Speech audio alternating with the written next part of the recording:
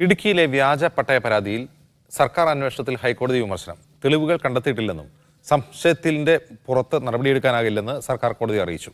ഗൂഢാലോചന കുറ്റം മാത്രമല്ല ചുമത്തിയതെന്നും തെളിവ് കണ്ടെത്താൻ അന്വേഷണം നടത്തേണ്ടേയെന്നും കോടതി ചോദിച്ചു. പ്രത്യേക അന്വേഷണ സംഘം രൂപീകരിക്കുമെന്ന് സർക്കാർ അറിയിച്ചു. ഷംന അശോക് വിവരങ്ങളുമായി ചേരുന്നു. ഷംന, ഈ കേസിൽ എന്താണെന്ന് കോടതിയിൽ ഉണ്ടായത്?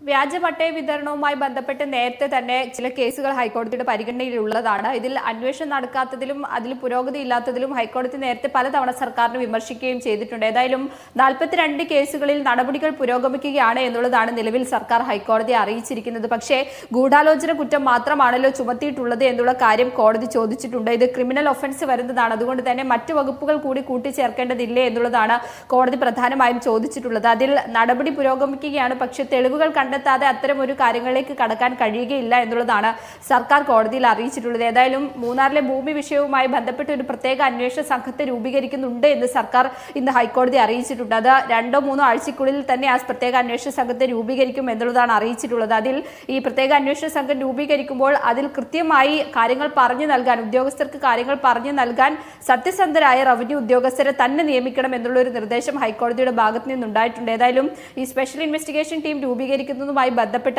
ചില കാര്യങ്ങൾ അറിയിക്കാൻ സർക്കാരിന് ഹൈക്കോടതി സമയം നൽകിയിട്ടുണ്ട്. അപ്പം ഈ പട്ടയങ്ങൾ വിതരണം ചെയ്യുന്നതിലും ഈ ഭൂമി കൈമാറുന്നതിലും എല്ലാം വലിയ രീതിയിലുള്ള ക്രമക്കേട് നടന്നിട്ടുണ്ട് എന്നുള്ള കാര്യം അമിക്കസ് ക്യൂറിയും ഇന്ന് ഹൈക്കോടതിയിൽ ആവർത്തിച്ചിട്ടുണ്ടായിരുന്നു. റിട്ടയർഡ് ചെയ്തിട്ടുള്ള റവന്യൂ ഉദ്യോഗസ്ഥരാണ് ഇപ്പോഴും മൂന്നാറിൽ ഉൾപ്പെടെ ഭൂമി കൈമാറ്റം ചെയ്യുന്നതിന്റെ ഇടനിലക്കാരായി പ്രവർത്തിക്കുന്നത് എന്നുള്ളതാണ് അമിക്കസ് ക്യൂറി കോടതിയെ അറിയിച്ചിട്ടുള്ളത്. ഈ പട്ടയ വിതരണത്തിൽ ഈ വ്യാജ പട്ടയം വിതരണം ചെയ്തവർക്കെതിരെ ഉൾപ്പെടെ പിഴ ചുമത്തുന്ന നടപടികൾ സ്വീകരിക്കണമെന്നും അമിക്കസ് ക്യൂറി കോടതിയിൽ അറിയിച്ചിട്ടുണ്ട്. ഇനി ഏകദേശം 5000-ഓളം പട്ടയം ആവശ്യക്കാർക്ക് വിതരണത്തിനായി തയ്യാറായിട്ടുണ്ട് എന്നുള്ള കാര്യം കൂടി സർക്കാർ ഇന്ന് ഹൈക്കോടതി അറിയിച്ചിട്ടുണ്ട്. ഏതായാലും കേസ് പിന്നീട് പരിഗണിക്കും. അന്നായിരിക്കും ഈ സ്പെഷ്യൽ ഇൻവെസ്റ്റിഗേഷൻ ടീം രൂപീകരിച്ചു എന്നുള്ള കാര്യത്തിൽ സർക്കാർ ഒരു വ്യക്തത വരുത്തുക. കൃത്യമായ രീതിയിൽ അന്വേഷണം നടത്താത്തതാണ് ഇപ്പോഴുള്ള പ്രശ്നങ്ങൾക്ക് കാരണം എന്നുള്ള കാര്യത്തിൽ സർക്കാരിനെ രൂക്ഷമായി തന്നെ ഹൈക്കോടതി വിമർശിക്കുകയും ചെയ്തിട്ടുണ്ട്.